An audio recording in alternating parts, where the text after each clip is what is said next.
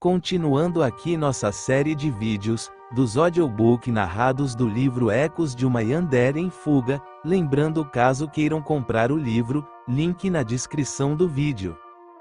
Capítulo 8. O julgamento. O julgamento logo teria início. Arthur seria o acusador, Sebastian junto dos pais de todos os valentões mortos suas testemunhas. E contaria com o melhor advogado da cidade inteira. Já Nicholas é o acusado e seu advogado é público pago pelo governo. Já que o garoto não pode pagar a audiência no tribunal será transmitida ao vivo na televisão, na internet, rádio, e todos os meios de comunicação. O local em que será feito o mesmo é um espaço grande. E também muito protegido com seguranças para evitar a entrada de multidões do lado de fora. O clima estava tenso já que o acontecimento tinha tomado proporções absurdas além do normal, a ponto de milhares de pessoas defenderem ou considerarem culpado o jovem. Chegava então o dia, o adolescente foi encaminhado até o local em um carro blindado com vários seguranças para barrar as pessoas que estavam loucas. Chegou-se então o momento, assim que a transmissão ao vivo começou, a audiência em todas as mídias bateram recordes nunca antes vistos. Iniciamos, neste momento, a instrução do processo aqui. Esta instrução é uma coleta de provas na presença dos senhores jurados. Podemos ouvir as testemunhas, caso queiram, o promotor e o defensor, e também ouvimos, obrigatoriamente, o réu. Começarei então dando a palavra ao advogado do acusador, iniciou o juiz. Olá a todos que estão aqui, quero começar mostrando a todos as filmagens que temos. Observem aí na tela, disse ele. Em uma tela é mostrado a cena que a câmera do repórter transmitiu ao vivo naquela vez, quando o jovem pegou a arma que tinha caído no chão e atirou no detetive no momento que o mesmo estava em luta contra Mila. Em seguida é mostrado as câmeras da cidade com ele fugindo junto da garota. Como podem ver claramente, ele é um cúmplice da assassina, como se fosse um ajudante dela. Não é à toa que atirou no detetive apenas para proteger a mesma, se enquadrando em crime de tentativa de assassinato, e ajuda meliante isto se não tiver ainda assassinato os garotos e Rian, o filho deste nobre detetive, junto de sua parceira de crime, falou o mesmo. Passo agora a palavra para o advogado público do adolescente, exclamou o juiz. Primeiramente, senhores, eu gostaria de dizer que mostro aqui em minhas mãos um documento médico antigo do jovem comprovando que o mesmo sofre de autismo. Eu analisei a fundo e, olhando o corpo do jovem, ele tem muitas marcas de pancada antiga e parece sofrer de bullying, que parece ter sido cometido justamente por tais jovens, e também não existe nenhuma prova de que ele ajudou no assassinato. Obviamente isto não justifica suas ações, mas punir o mesmo é severamente errado. O mais correto de acordo com a Constituição, aqueles que cometeram algum crime e têm uma condição de problemas psicológicos devem ser encarcerados em centros de tratamento, explicou-lhe. Certo, gostaria de passar a palavra ao acusador Arthur, diz o magistrado. Olá, senhores que aqui estão assistindo ao programa na TV ou internet. E os que estão aqui no auditório, quero perguntar-lhes: como vocês se sentiriam se soubessem que o cúmplice do assassinato do filho que vocês tanto amam deixasse de ser devidamente punido com uma merecida pena de morte, por conta de ter usado uma mera desculpa rasa dizendo ter problemas psicológicos? Certamente todos aqui devem concordar que tal raciocínio é absurdo. Alegar ter problemas psicológicos e mostrando marcas de pancada possivelmente artificial ou de conflitos causados pelo mesmo, vem sendo uma bela desculpa para matar e não ser punido nos tribunais. O jovem, como foi mostrado, atirou em mim com intenção, e além disto, ele e sua companheira de crime trabalharam juntos com traficantes de drogas. Tenho aqui gravações de interrogatórios dos criminosos que encarceramos, provando claramente que ele se envolveu com tal prática detestável. criminosos que matam sorrindo por um simples bagaço de droga, gostaria de mostrar as gravações, descaça o investigador. No telão, é mostrado então, os interrogatórios com os usuários de droga, aquele ao qual recebeu a grana vinda dos dois revela tudo, uma boa parte dos criminosos contaram tudo a respeito do envolvimento com os adolescentes, em troca de uma redução de 20% da pena de prisão. Aliás, gostaria de pedir permissão, para fazer aqui mesmo em frente a todos, estou aqui com um médico e quero que ele faça um teste de drogas no jovem, pois como um dos traficantes confessou este adolescente usou maconha, para se aliar ao tráfico, disse o investigador. Não vejo problema nenhum, pode realizar tal procedimento para provar o que afirma, concedeu a autorização o desembargador. Então em frente a todos uma amostra de sangue é tirada de Nicholas, e um teste antidrogas é feito rapidamente, dando positivo. Na mídia todos que estão assistindo ao vivo tudo começam a debater e discutir, o clima começa a esquentar, alguns defendem outros acusam, em ambos os lados. Certo, agora eu quero ouvir o acusado, sobre o que ele tem a dizer, falou-lhe.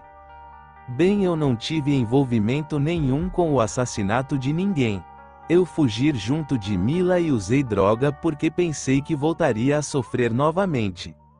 Se fosse preso e que nunca teria paz na minha vida, eu atirei no detetive sob pressão, nunca tinha usado uma arma na vida.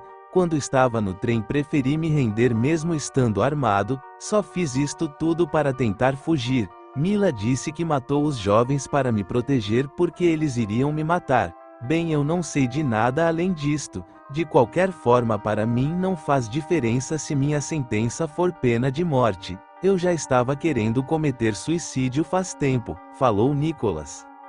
Darei a voz agora ao advogado público do acusado, disse o árbitro. Senhores, como eu lhes mostrei, a lei garante que indivíduos que tenham algum problema mental não sofram punições severas. E, aliás, devo dizer que as investigações do detetive foram tendenciosas e falhas. Analisando as marcas de espancamento que o garoto tem, chamei um detetive público para investigar o local em que o garoto disse ser espancado.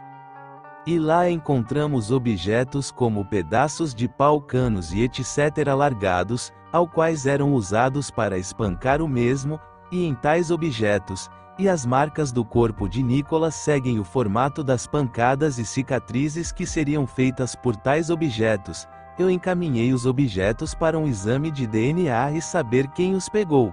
Porém, o exame está demorando, é um indício que os adolescentes tentaram matar Nicholas com pancadas, explicou o advogado. Certo, bem, agora gostaria que testemunhas que estão acusando o acusado fossem chamadas para dar seu testemunho, ordenou o juiz. O detetive esperto usou de um plano brilhante, as testemunhas entraram e eram os pais do jovem e a diretora de sua escola. Olá, vocês que são os pais deste garoto cúmplice de assassinato, gostaria de lhes perguntar se vocês acham que seu filho tem autismo ou algum problema mental, questionou Arthur.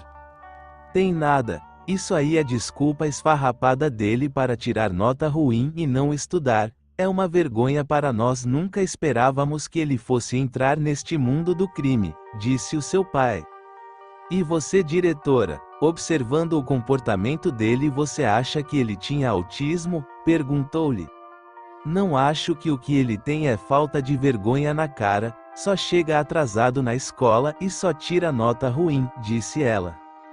Analisando isto, agora gostaria de perguntar ao acusado e seu advogado se possuem testemunhas para comprovar seu ponto de vista, perguntou o magistrado. Nós infelizmente não temos. Só um momento, tem alguém me ligando, respondeu o defensor público enquanto recebia uma ligação com uma voz feminina. Por favor, gostaria que pudesse passar o telefone para o juiz, é extremamente importante, disse a voz. Ele então faz, e passa o celular, todas os milhões de pessoas que estão assistindo ao vivo, tudo acontecendo nas mídias, começam a estranhar. um repórter que estava gravando tudo coloca um microfone perto do ouvido do árbitro para gravar a conversa no telefone, assim todos ouviriam ao vivo.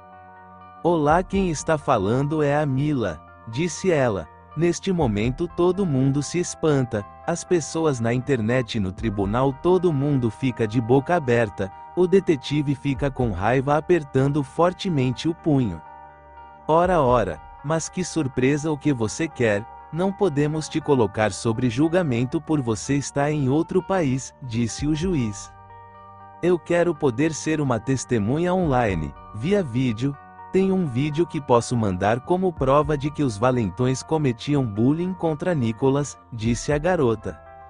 "Bem, esta é uma situação inusitada, nunca vi isto na minha vida. Bem, preciso consultar aqui a Constituição para saber se isto é permitido em um julgamento, pois você é uma criminosa, porém ainda assim preciso conferir o que diz a lei", explicou-lhe. Então começou-se um momento de tensão com todo mundo em silêncio total, enquanto ele conferia a Constituição.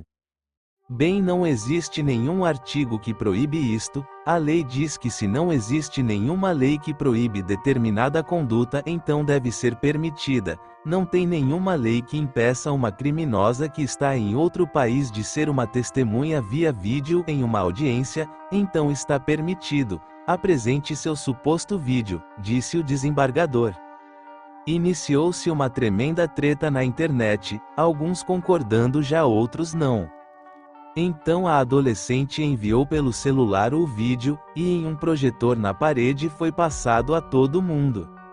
No vídeo em questão mostra um momento em que os valentões espancaram o jovem diariamente, sempre pela manhã, o que fazia o mesmo se atrasar para a escola.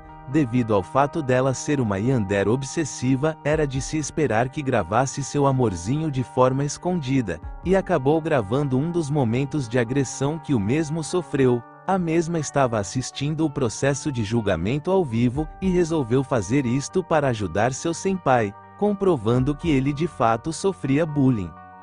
"Senhor juiz, beleza, isto comprova que o jovem sofria bullying, mas não prova que eles o tentaram matar. E aliás, as mortes que os mesmos sofreram foram feitas por Mila com ácido sulfúrico, sem se enquadrar em autodefesa", disse rapidamente Vicente. "Ei, ordem no tribunal, espere sua vez, eu não lhe concedi a palavra. Bem, de fato isto prova somente que o mesmo sofria bullying, ainda não prova uma tentativa de assassinato por parte de Rian e seus companheiros. Mas não deixa de ser um ponto a favor do jovem para diminuir sua pena, pois seus problemas mentais podem ter se agravado. Sobre o assassinato, o responsável por isto é Mila e não Nicholas. Até o momento não houve provas de seu envolvimento", rebateu-lhe.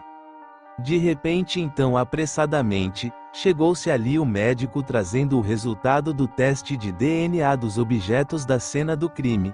Ele então entrega ao juiz o envelope, o juiz abre tirando o selo. Enquanto todos ficam em silêncio, ele tira o papel e lê mentalmente.